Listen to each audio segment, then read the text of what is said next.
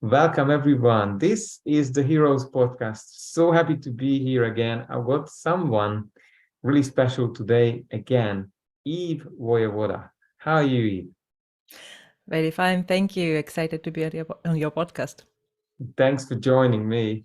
I know how busy you are. I will intro you and then off you're rolling. So, Eve is an award-winning international creative director and founder of Visibility Gym.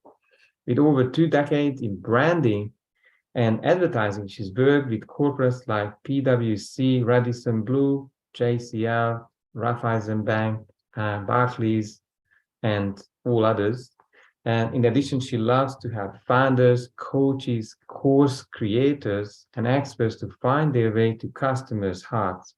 Her programs teach them to present on camera, build a personal brand, and get more yeses on discovery calls. Getting deals, right? I'm Yeah. excited. So Eve's got a signature method where she is based on deep understanding of art, visual storytelling, and cognitive psychology that helps entrepreneurs to thrive. Welcome on the show. And could you take us back to the beginning? Because I have a feeling that you had some rough challenges in 20, 30 years back, yeah? Oh, yes. I can What have say, you like, been? whatever you just read, it's not always been like that. Let's start from there. I can say that initially I faced many challenges in my life. And to be honest, they shape me in a way as many difficulties shape us, and they are practically lessons.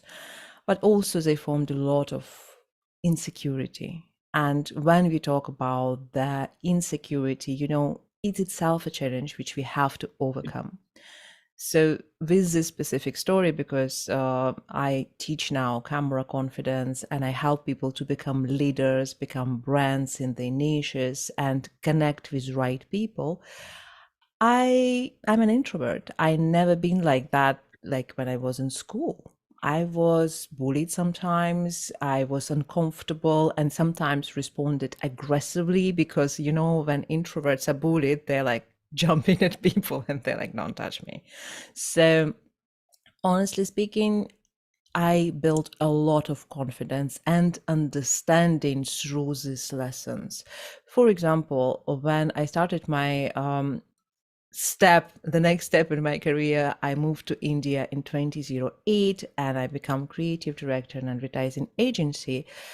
Approximately the same time, I was very excited about the idea of blogging. And I thought, wow, I have to add video to my blogs because it was so great and juicy. And if I would do that, by the way, probably I would be the next Gary Vee by now.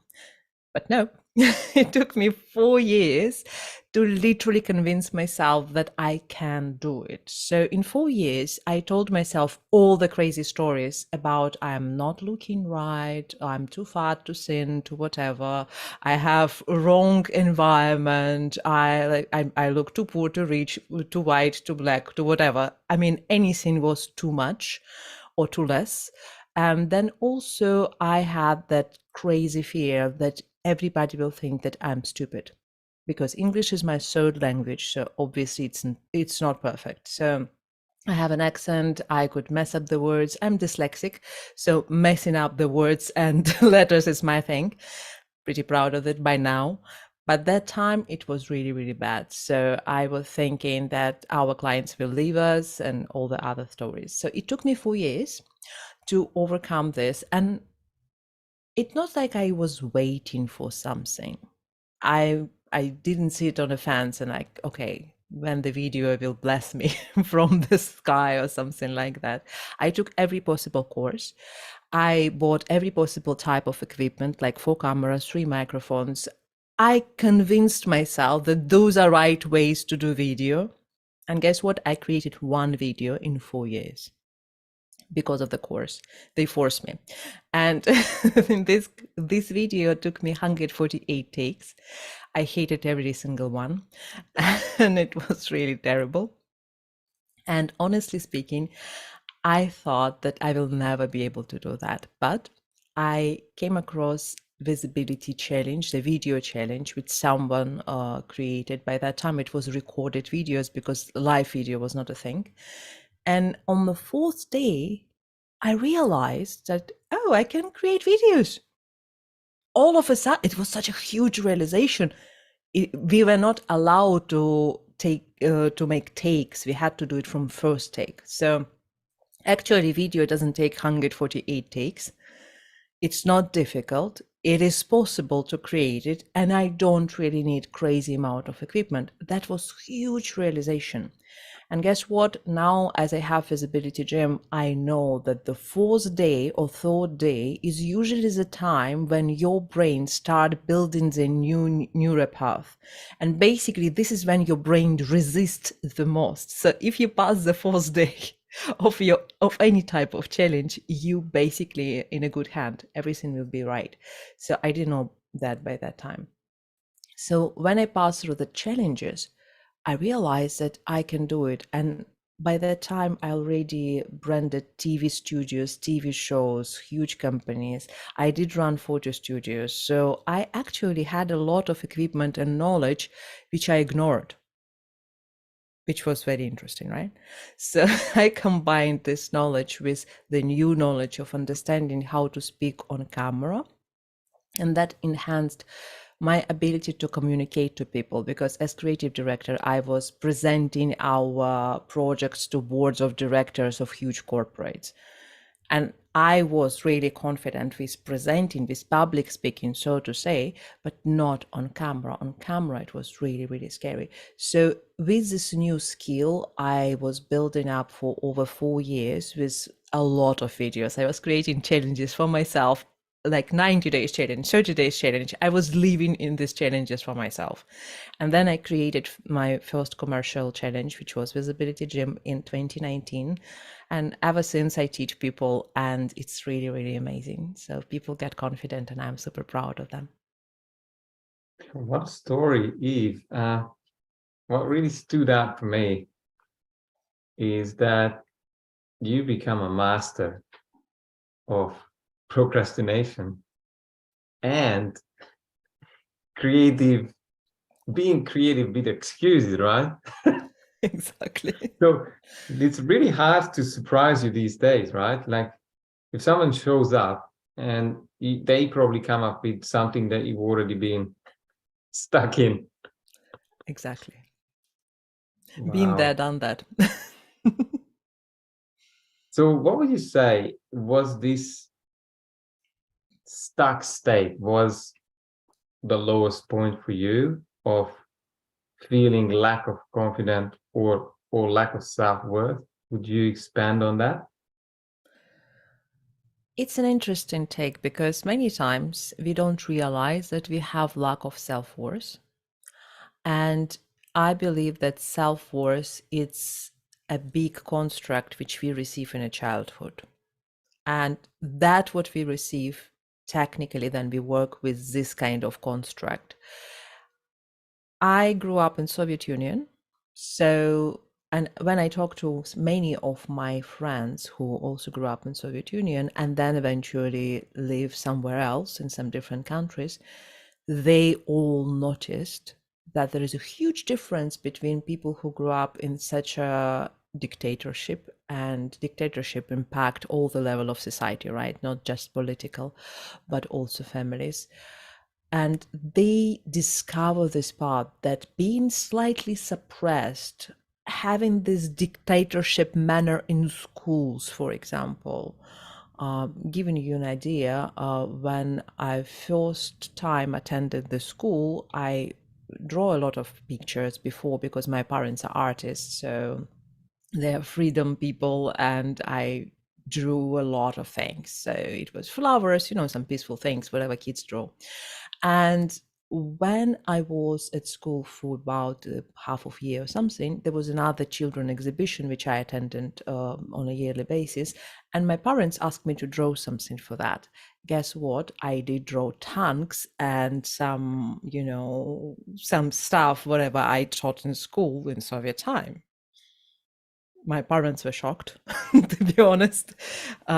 I was so brainwashed, like within half of years, that I had to draw whatever Soviet propaganda was told me to do, basically. And now, after many years, when I'm in marketing, I learned a lot about propaganda, about how people are brainwashed. In fact, cognitive psychology, that's probably formed my interest to that, because I love to see and understand how masses can be brainwashed, how to prevent it, how to not do it in a bad way or something like this. To be honest, when we speak about advertising, is brainwashing too. So, you know, I'm very careful with the messages which we give to people. And I think that we need to be very responsible with these messages, how we form our collective consciousness, our collective idea, who we are as human beings. So that formed my self-esteem a lot, because being suppressed, you don't really believe you're worthy. You don't really believe that fight for something is a good idea. Because if you're a hero, nobody like you in dictatorship, because heroes are not appreciated. So that's a very important part, where in a moment I started doing something, I instantly would suppress myself, because I have this pattern, you see. Eve, you really touched me with this story because, as you know, I was brought up in Hungary Mm. and we didn't have a choice. So I've gone through the same Soviet propaganda. I just had to learn Russian. That was the only language available. It was mandatory, and I remember it was our way or no way kind of Mm-hmm. behavior in schools, and I absolutely relate to how small lives people lived Yes. in fear of being different, being taken away, ending up in labor camp. Uh, my whole family line, we lived in that type of dob in the neighbor, or who is speaking against the system. So I did work a lot of people who have been pulling themselves small so they Yes. are not getting into trouble. And that works at that environment. When it comes to building a business in a free society, that is the opposite that what's required to really step up and inspire people. Tell me, Yes. you already told us how your journey has been through these challenges, but was there another turning point, a big aha moment when you seen the light that there is maybe another reality behind the veil? Hmm. You know, technically, there were so many turning points in my life when you would say, "Oh, there was another one." Uh-huh. At least few thousands. So I all the time learning something new. And I think that, along with the fact that we discussed this propaganda thing, if you're familiar with the idea of the personality types, and I believe you are, I'm Mm. INTP. And INTP is introvert. It's a person who is very comfortable with imagination, and this person is also thinking. So it's a logical person who is also intuitive. So it's a very weird type, to be honest. Such types are usually reading a lot of fantasy books and live in a fantasy world. So training, I was trained as an artist in academic art for over 12 years, and it was very helpful to be slightly imaginative in this situation. And I love learning a lot. So I all the time learn whatever painful situations I had. I adopted early on the idea that anything would happen to me is a learning situation. And I think the first turning point, I remember the point, I don't remember exactly where it was. I either studied at school or it was in the art academy. But I remember the value aspect I was contemplating on that, like what is important in life. Because it was something, some reflection on some book or some lesson. And we were talking about the fact that we can take money with ourselves. I mean, when we die, not if, when we die, we don't take money, we don't take anything like possessions or anything. So the only thing which you can take with you, so to say, is your experience. And ever since that specific moment, which I don't remember when it happened, but I remember the moment, I was focusing on the experience, on putting myself into experiencing and reflecting on experiences and building myself around that. So many times I see the things which are nowadays in society are heavily promoted, like you have to have a car, you have to have millions of subscribers, you have to have $1 million house, you have to do blah, blah, blah, whatever you have to do. It's a complete Vanity Fair. So if those things define in you as a person, that's a bad sign, because as a person, you are not defined by your possessions. You are defined by your experience and how this experience shape you and how you then communicate with people and build these relationships, how empathetic you are based on these experiences. So this is pretty much, I think, the one of the fundamental aha moments which I got.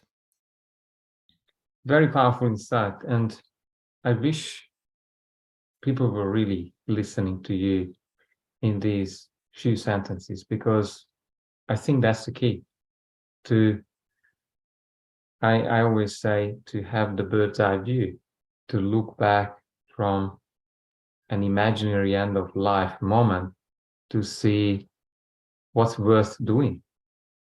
And I'm many times over and over was judged why I'm not getting quality things. I'm talking about flash objects, shiny objects around me. But I would always choose an experience of traveling with a backpack in a country that I've never been. And even my wife has some interesting comments at times when, as you know, we are now off to travel for a year in Europe, but it looks amazing on the outside, but inside, in a family, it created some struggles. And that's a powerful concept.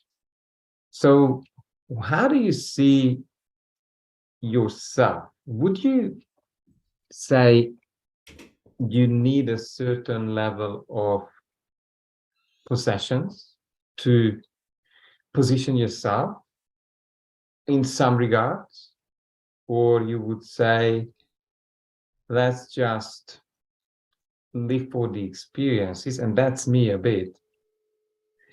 I Is think that the key word, I'm sorry I interrupted you. Did you want to finish that question? no, go ahead.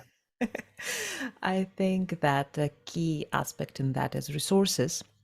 And it's an important element because I didn't mention that, but I'm from Ukraine and I'm in evacuation right now in the UK. And it was an interesting moment with that. So for my coaching program, I created the document. So it was a few days before the war started. And I sent the draft to my friend via Messenger. So it was not a PDF form document. It was a program on which I was working on. And it was very, very interesting because it helped you to make decision. And it was revolved around what resources you have, how you think, how it will make you feel. So, I mean, it's a very elaborate document. It has 10 points. And I was literally lucky because I did write it on a paper, which I didn't have with me in a bomb shelter. I was lucky that I quickly typed it to my friend just for her to come up with some decision. So I had it in an electronic form. So when I was in bomb shelter, I was like, oh, actually, I need to make a decision. Do I go in evacuation or I stay?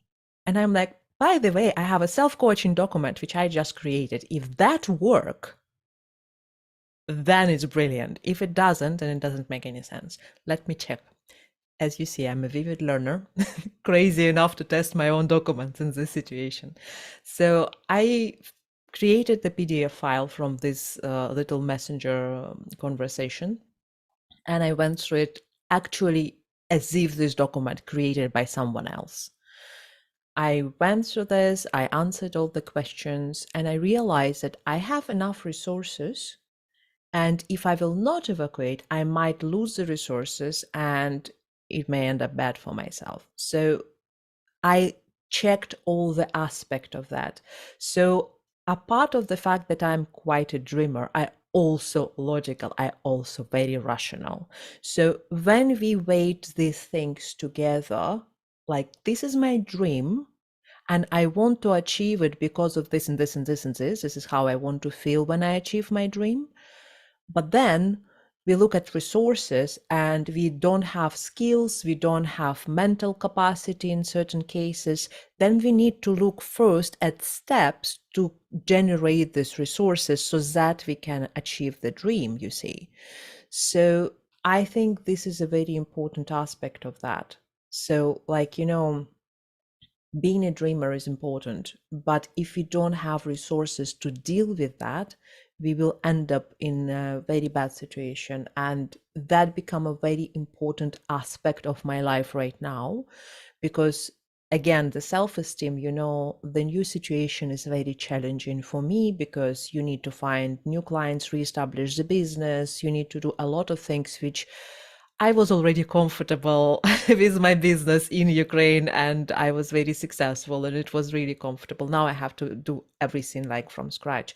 So keeping an eye on resources become a very important aspect for me. And at the same time, everybody challenging my self-esteem, like having 600 rejections from some jobs, for example, or something like that, because people just ignore the CV. People told me that they don't read CVs.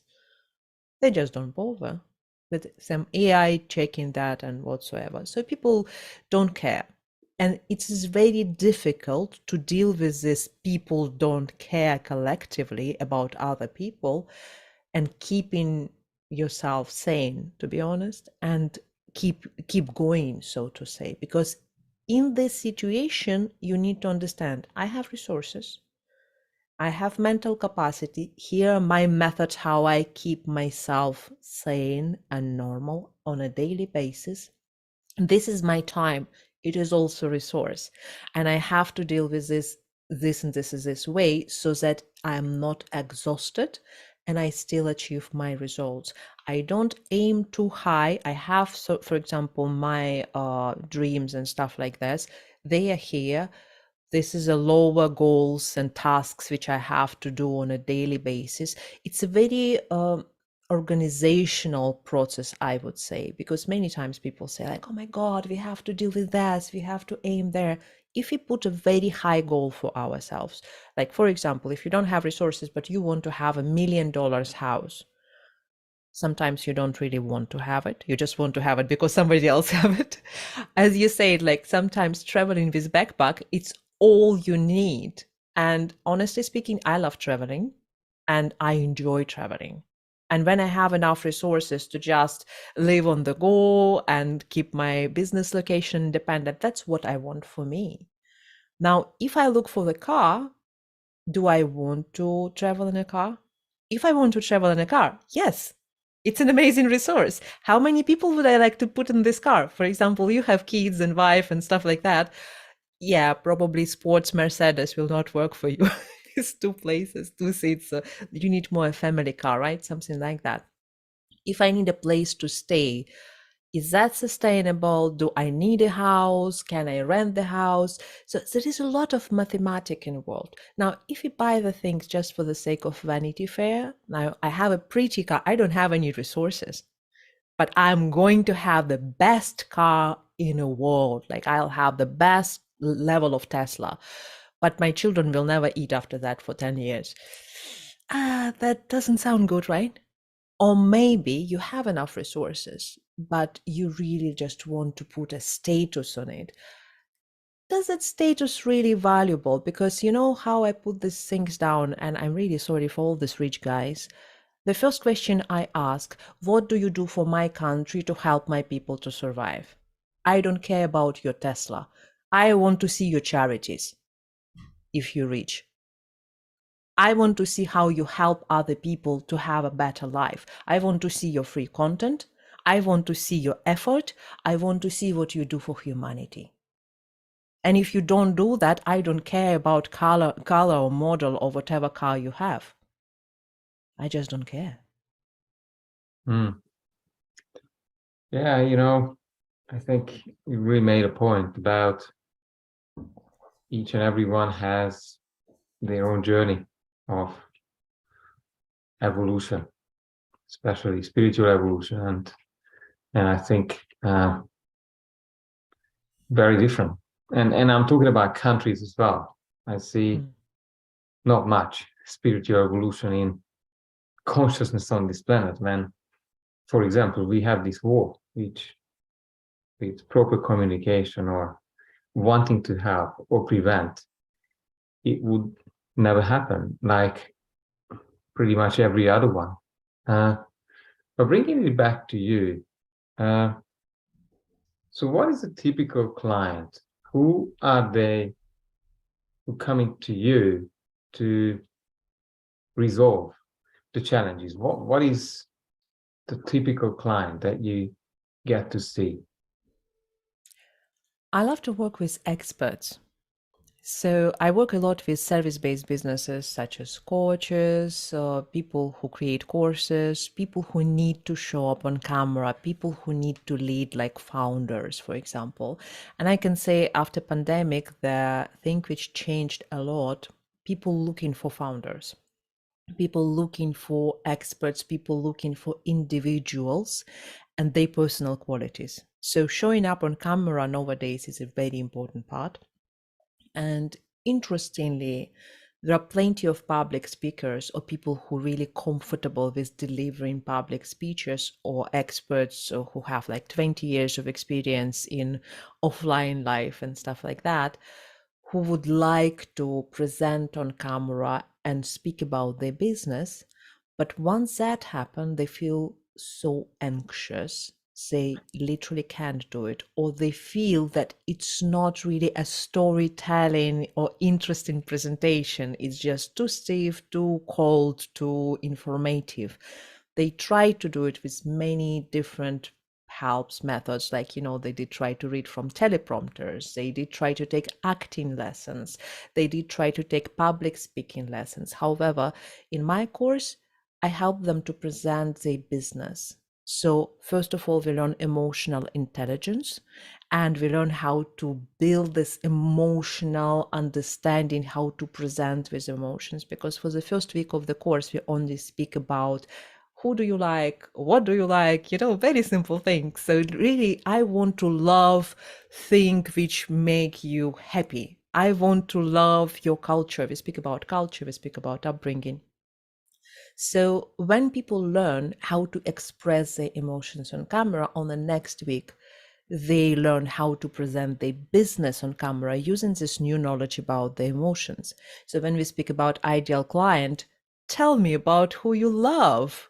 When you speak about your offer, tell me about what you love. You see, so it's an echo of all this kind of things. So it's a very interesting program, which was like really created by my students, I think, because I did listen to them very, very carefully. And these people learn how to speak about their business and love these presentations. And when they love this presentation, when they love their business, it's amazing transformation because they feel confident. They have a Facebook practice in Facebook group. It's a closed Facebook group, but they have that real practice live videos during 14 days.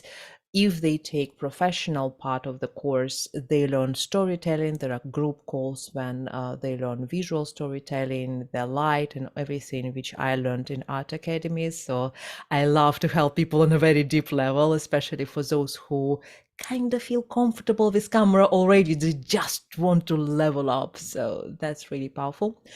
And these people getting not only confidence, but also it's a level of skills when you learn how to deliver the story in any situation, like, in podcast, maybe, during the interview, when they have to record videos, when they need to present to the board of directors. Storytellers always win. And that's the key. That's why they hear more yeses, because video is the closest experience to live conversation. So when people see you on video, they know you already. And then when they talk to you on discovery call, they're like, oh, yeah, kind of, I know you, you're familiar. And that means the trust already start building, start growing.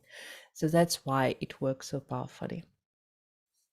Yes, I mean, I hear from you that this no like trust relationship is, I think it's a must Yes. to have a proper video, and not one, probably regular. Would you agree? Consistency Absolutely. is a massive factor. Consistency is a key for most of the social media. And I can tell you, it's about consistency, not necessarily everyday consistency. That's what scare many people. I noticed with my show, for example, I post 2 videos per month for my YouTube channel, and it create more views than on other channel where I have more videos, but I post like once in a year, 5 times in a month, then again once in a year, then 5 times in a day. So it's like really consistency is a key. People need to see that you have a level of predictability to actually trust you. So it's another level, yes. What would you say to someone who is sitting and thinking of launching a brand and not taking action, but I have a wonderful planning? question for that. I will tell you, I will answer with a question. And I was presenting yesterday for one organization which is helping small businesses. And when I asked this question, I saw on faces that reactions like, oh my God. And I will ask your listeners also to answer this question for themselves. So, what is the success of your customers, of your clients, means to you on a scale between 1 to 10? This is a question which you have to ask. And most of the time when I ask this question, I hear 9, 10, 10 out of 10. Obviously, because we do this business for our clients, we want them to succeed, right? Mm. So my question is, how dare you are to hide from them? you know? You literally need to lead. You literally need to help them. And showing up on video, showing up as a brand will help you to help more people. And that's responsibility which you take when you create your business. So you decided it already. So the next step is just to show up to more people and help them to succeed. Yeah, wonderful. At times I a tiny bit of guilt trip when I really want to make a point that how do you dare letting people down when there may be thousands or hundreds of thousands out there who need your expertise, need your stories to transform their lives. Yes. And you are not taking responsibility. You're playing small, which is Yes. not serving anyone. I think that was a wonderful poem by, I think, Marianne Williamson, maybe. Mm-hmm. And she said that playing small does not serve the world. We are all meant to shine and bring the light to ourselves and to everyone around us. What would you be celebrating in 5 years' time, Eve, if things turned out the way you want to?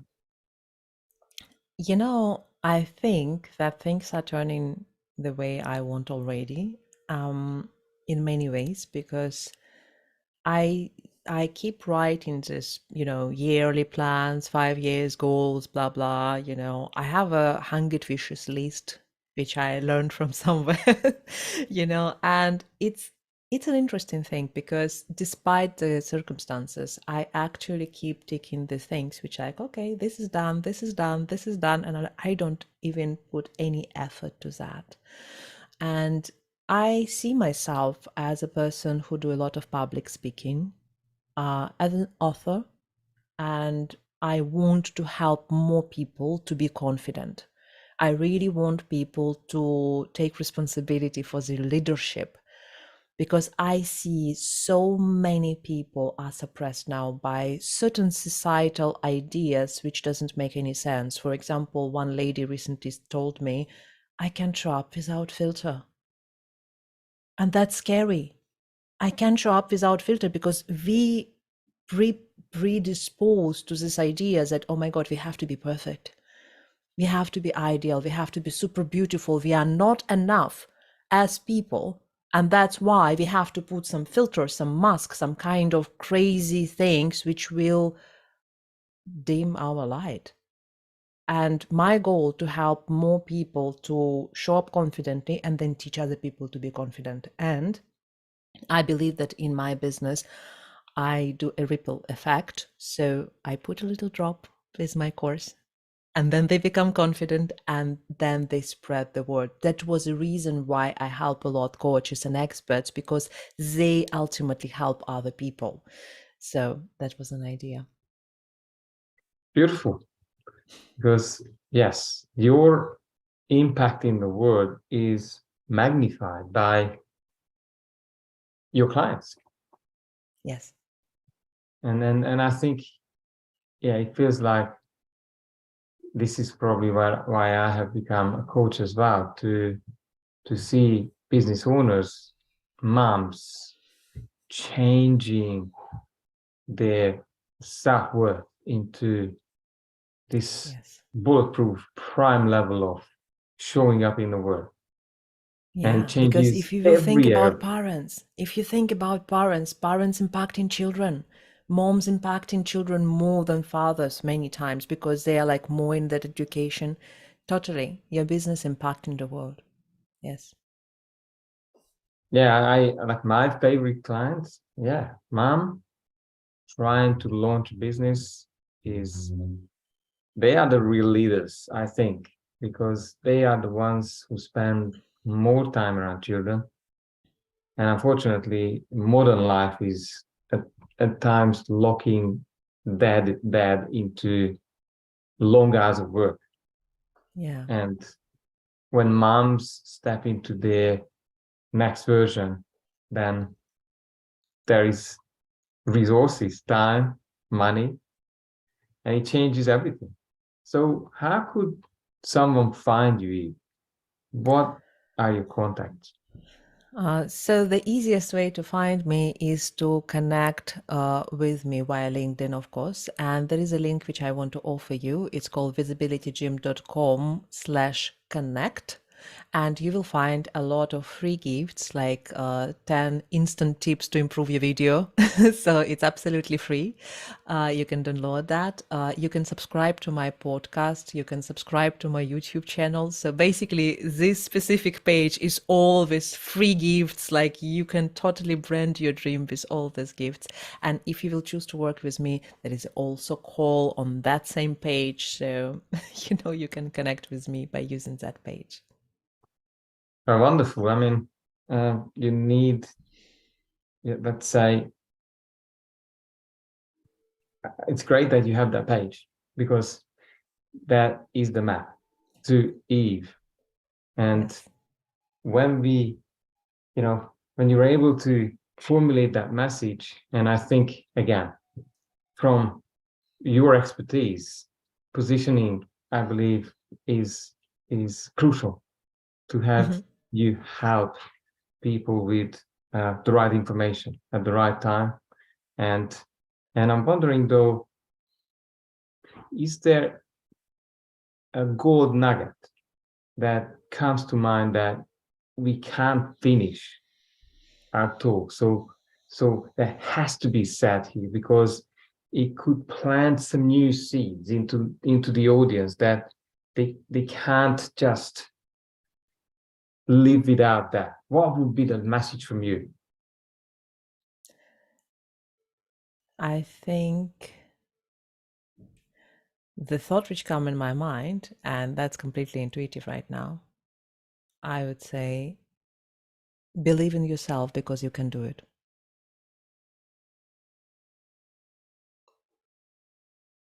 Yes, that resonates because I haven't believed in myself for about 25 years or more. And probably seek help if you can't find belief in yourself, because as you see, Eve has transformed and so many others, and with help and help of God, if you want to say, or the universe, things line up. What I was just wanting to ask you about where do you see yourself looking at the future and looking at 5, 10 years ahead? What do you see in your vision, and maybe put also your business vision into your vision if you want to share it? I actually, instead of telling you what I see, I can share with you a very interesting tip for all our listeners. And I created it in one of the programs, and I think the teacher was mesmerized by this idea. So we were creating the map, we were creating the vision board based on that, what we see in 10 years. And one of the very interesting elements which I then picked to my program was to creating how you look like, how your identity in 10 years look like. So imagine that you are successful keynote speaker, you are an author who is like speaking an opera show or something like that. You have like super successful career, your house which you wanted, not a Vanity Fair, which you wanted, is with you, you're like in a great position, whatever you wanted is happen. Now, how that person is dressing, that's a very, very silly question, right? So you start thinking about the wardrobe. And the easiest way to do it is you go to Pinterest and you reimagine yourself. You create this board with new outfits, whatever is comfortable for you. So you create this casual situation, casual look for you 10 years from now. And when you do it, this is a super neat trick which helped me a lot. Because, the clothing is such a thing that you can have a small thing as well, like a scarf or like, gloves or whatever, specs. Buy one thing from this list right I now. love this. I really love this. I've heard recently a friend of mine, she said she's doing dream building days Yeah. when she does as if, even if she doesn't have the money, she's hanging around the yachts, she's hanging around expensive hotels, whereas she wouldn't have the money to spend, but she is hanging around these people or in the environment where she's exposing herself to that next level vision that she's looking for. Now imagine that you have that one little thing and you can wear it all the time. And I speak from the experience. When I created it for the first time, I created one of the elements was a beautiful pink scarf. I loved it. And I was like, of course, it's not a cheap scarf. for sure. I was in India by that time, and I went to very expensive market and I bought a cashmere pink scarf. The color was crucial. So I would tell you, don't hesitate on that. That specific thing has to be really, really specific. So I was like, no, that's too red, that's too orange. Just like I was really on specific color. And when I bought it, something changed in me because you're like, oh, you possess that part of that success which you imagine. And it doesn't need to be very expensive. It can be something really, really small. Like imagine yourself in pink socks, I don't know, you know, and buy yourself a pair of amazing socks. So it's really a symbol of something which you going to become. Wonderful. And this is the power of the mind. We're back where what are the meaning of things? And if you're listening, then anything could have a specific meaning because you assign it.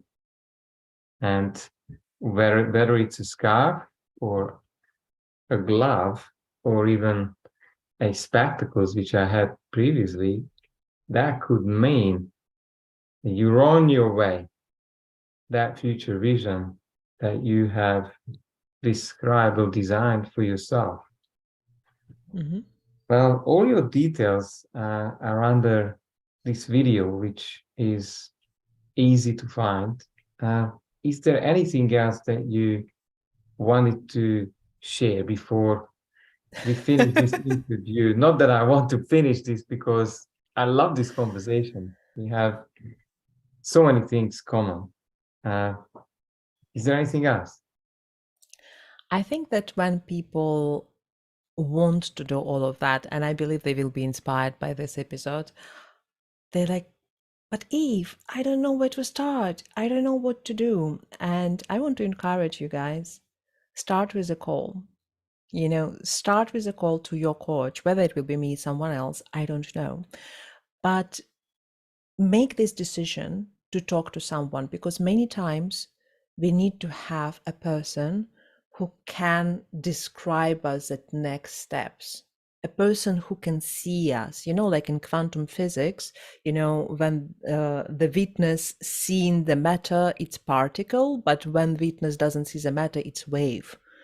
So, to make your future, desirable future, into material future, you need to have a witness, somebody who will help you to materialize your own ideas, to structure it, to help you to be more disciplined, maybe keep you accountable. So choose someone whose experience is resonating with you and then start from that. So that's my recommendation. Eve, thank you very much for your time. I loved this deep conversation, and probably listeners will find a lot of gold. You might need to re-listen to it again to extract it. And I believe in at times doing it more than once is where learning really starts.